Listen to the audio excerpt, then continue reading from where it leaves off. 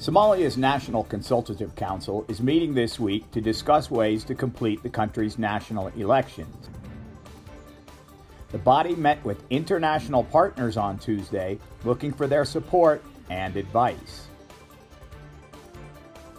They declared they are behind the country's prime minister to complete elections, but threatened to withhold funding if there are further delays.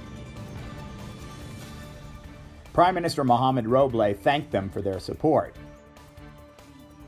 The main issue that seemed to take precedence over others was support for Roble to see the voting through. President Mohamed Farmajo recently suspended his powers, bringing an outcry from opposition figures and international ones.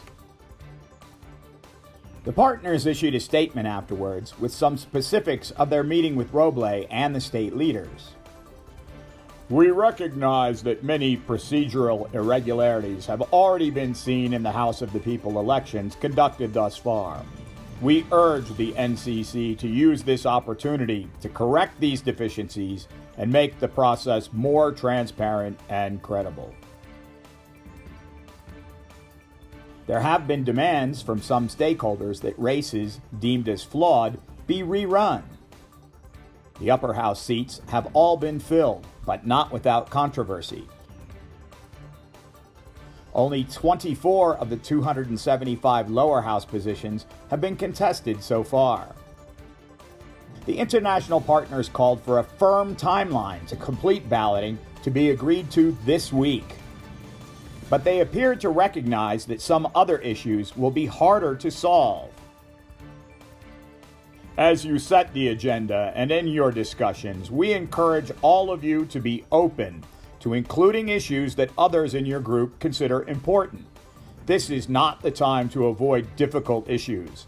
It is important that at the end of the NCC, there will not be outstanding issues obstructing or distracting from the completion of the electoral process.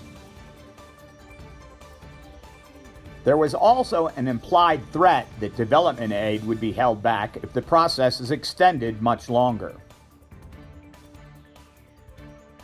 We, the international community, have been your steadfast and patient partners, but that patience has limits. Delays in elections are an obstacle to international support for Somalia in other priority areas, such as security, development, and debt relief. Some partners are already reconsidering their level of future engagement in Somalia in view of electoral delays. The NCC also met with the Council of Presidential Candidates on Tuesday, as well as some women leaders.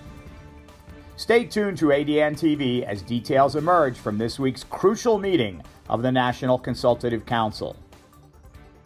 ADN TV will continue to report on Somalia's steps toward finally completing national elections.